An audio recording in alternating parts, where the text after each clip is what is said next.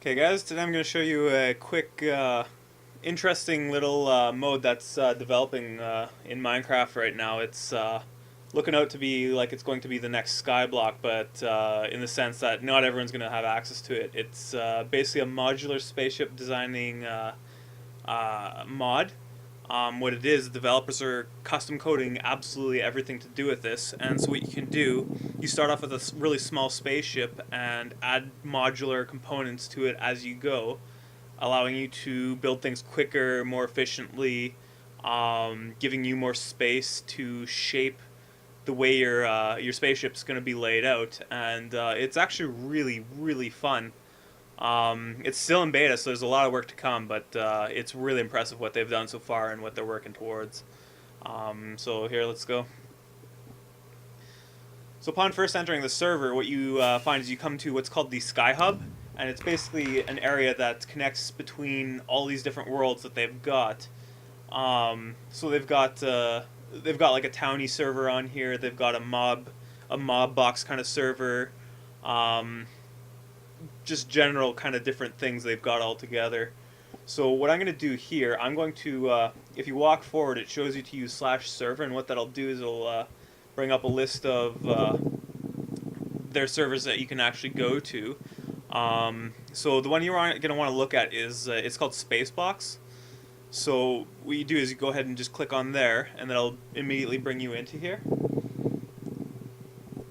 So as soon as the world loads up, you'll find yourself sitting inside of a central space station that is your beginning market hub for everything basic. You'll find seeds, carrots, melons, diamonds, iron, chicken spawning eggs and stuff, but those are pretty expensive, especially when you're first starting out.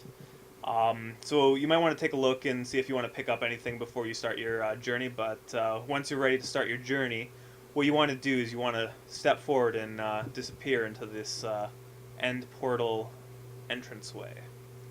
So I've already had a chance to start out on this server with this particular character. I have another character that's quite a bit more advanced, but I'll stick with this one just for simplicity's sake so you can see how things go. I'll explain how to get started and what to do.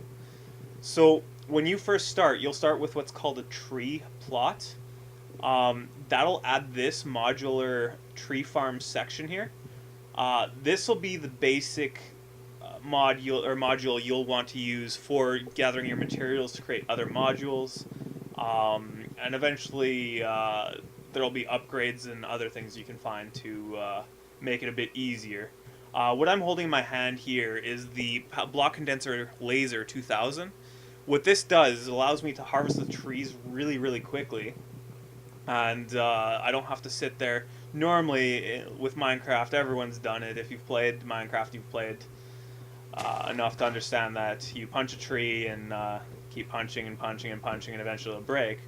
Well, you don't want to be sitting there doing that for hours, and so what they've done with this Block Condenser Laser is it allows you to just right-click and immediately start harvesting your tree. And gathering oak wood. So what you want to do, as soon as you do that, it's really important that you keep replanting your saplings as you harvest the trees. This will allow you to keep generating more and more material as you go along. So there I've got 9 oak wood. So I'll take that over. Oh, I forgot to plant a sapling exactly right after I told you guys to do that.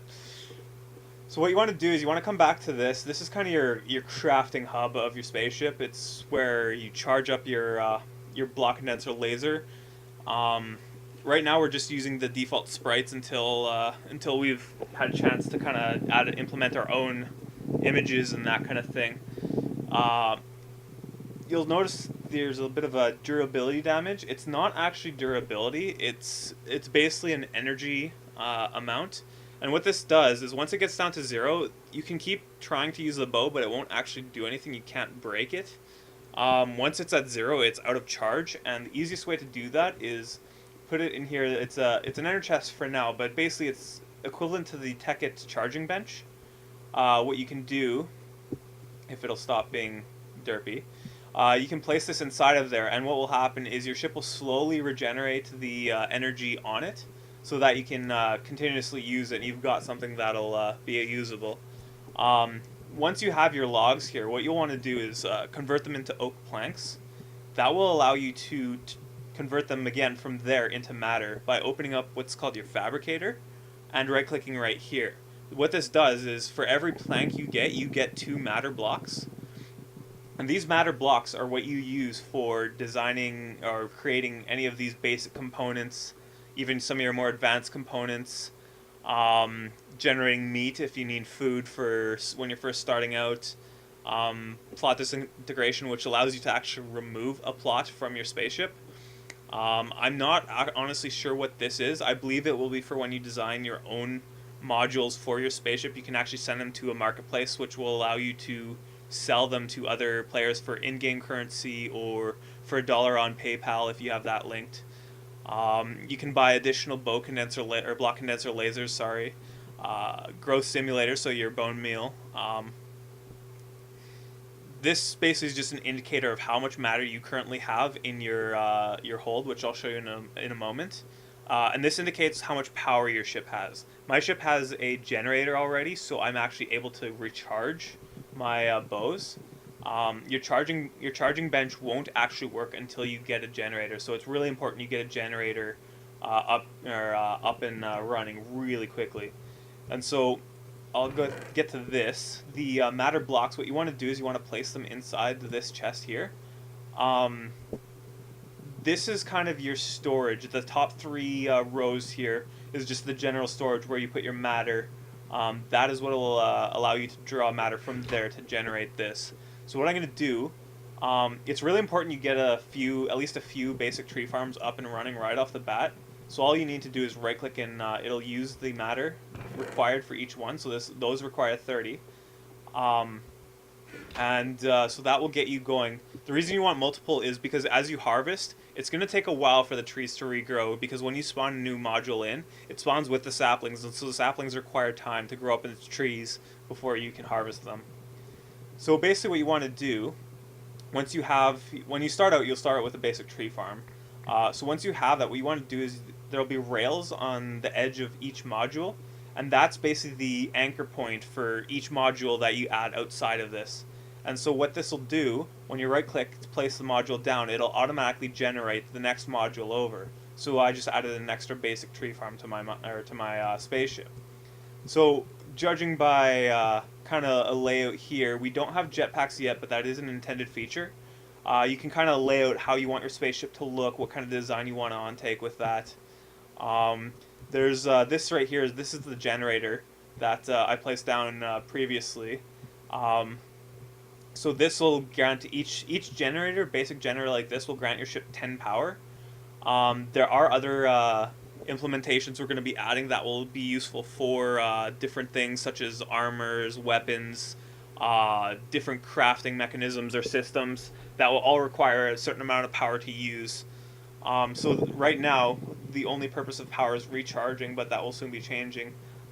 The more power you have generating, the quicker your weapons and armor and such are going to regenerate. Going back into there, I have 72 power, or sorry, matter. So I'm going to actually set up a basic Grav Lift. Now the Grav Lift is a really interesting module that allows you to build on a second layer. So what you do is once you've got the Grav Lift, you place it down, and it'll take a bit of time. There we go. So now we've got the Grav Lift. It's a two-tier module, so it requires a space straight out and above it to actually be able to work. If you try and place it with, if you have a second layer already and you try to place it underneath a module above it, it won't work. Or if it does manage to get through, it'll cause problems and overwrite any modules you have in there. So you want to make sure and be careful that you don't have any modules above it. So to use the Grav Lift, you simply just walk on top of it and it'll start elevating you up to the next layer, and you'll find yourself up here. And so from here, you can start adding modules to go back over top of the rest of your ship or expand out in different directions. So this is kind of the view of what I've got going for a ship so far. This is my basic area in here. This is a teleporter, which is a very important tool, especially early on when you're making your spaceship. I'll go back down here. If the Grav Lift, it's still buggy. If it lets me back down, it might actually kill me. Oh, there's attempt 1. There we go. And I'm going to die. Okay. Let's eat this. Wait for our health to regen up a little bit. As I said, it's very buggy, and I'll just kind of give you a few more explanations as we go about until it finishes up. We do have upgraded, kind of the upgraded farm plots, upgraded generators. The upgraded farm plots just offer a lot more space to use for farming purposes. Currently, right now, you have access to them when you join, as it is a beta. But once we get into the more final, polished development stage, we're going to start implementing more expensive costs and potentially other methods to that we're looking into to actually need materials such as maybe additional components to generate some of these modules. For things such as the advanced farm or automatic farms or higher tier generators or that sort of idea, we're going to actually start requiring you to pick up blueprints, so you won't actually readily be able to build them straight off the start. You'll actually need to travel out to other random space stations that'll have these blueprints for sale, or other players that have designed modules. You'll have to buy from them or design your own if that's your kind of idea of what you want to do. Once you've got them, it's just another kind of either power requirements or other things that will be required to work with your spaceship. I'll show you how the teleporters work here. Basically, with the teleporter, what this allows you to do, this allows you to return back to that initial spawn point where you can take melons or carrots, wheat, that kind of material back and sell it back to the market to earn in-game currency. If you have a really big spaceship, on my other character, I've got a spaceship that's probably a good 100 blocks or modules in size, and so it's really big and sometimes difficult to navigate. So what you can actually do is use the teleporter to get back to the main central part of your ship where you first arrived on your ship. So it's really handy in that aspect. You'll also be able to use the random space station button, which this will allow you to go to a random different space station out in the far reaches of space, and actually trade with other players, buy stuff from that space station to sell in a different space station for profit, or put your own things up for sale, such as blueprints and such like that. A really cool feature that they've implemented, and it makes a lot of sense really, is the ability to teleport to other players' ships. So not only can you have your own spaceship, you can also have it set up so that you can allow another player with this button here to actually teleport to your ship and work in co-op with you on that specific ship. If you wanted to show off to, let's say, a group of people that are interested to see what your spaceship looks like, you can add them in, but obviously you don't want them sitting around the whole entire time and kind of stealing your own personal ideas for how to lay out your ship and stuff. I mean, originality is a good thing, and so with that you can click and block certain people or block everybody that you've allowed from accessing your ship, so that you can add just a few more people. So that's the basic use of the teleporter, the Grav Lift. The generator doesn't really have any interaction. I'm not sure if it ever will. It might.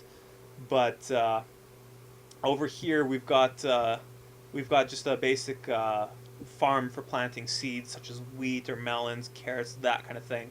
I have elected to pretty much turn it into a melon-only farm, as I really like melons because they keep growing after you harvest them.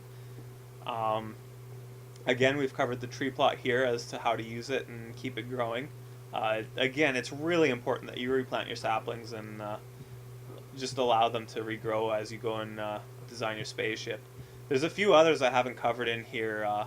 The Epic Farm Level 3, that's one of the blueprints I was previously talking about, where you need to really find this blueprint out in random space stations and really look hard for it, because it's not going to be easy to find some of these more advanced upgraded generators, upgraded farms, automated farms. Those are going to be really hard to find. I've explained the basic grav lifts, basic space pods. If you bring a bunch of friends into your ship and you kind of want to each have your own little space to store your armor or a couple like tad bits of food or that kind of thing, you can add a basic space pod, which adds kind of a really small cubicle living area for each person, where you've got a bed and a chest and a place to rest your head in the night, kind of idea. A really interesting thing they're doing is eventually they want to implement a crew system into the spaceship. And so that's where the alien birthing chamber comes in. And with this chamber, basically what it'll allow you to do is to kind of bring into life new crew members for your ship, to help you with managing your farms or your generators or other implementations they might add in the future. Um, the basic part here, that's what we're currently sitting in. That's got your fabricator, your charging pad. It's got your matter chest and some other material chests as well. You've got four-way connectors, which are a really cheap, basic way to really spread out your ship if you're looking to kind of get a layout for what you want on your ship. It's a great way to expand out and really split apart the sections if you don't want your generators sitting right beside your tree farms or such as that.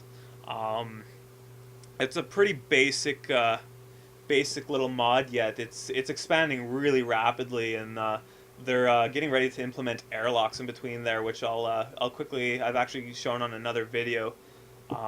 They're really cool, and they're really going to add some immersive content to this mod.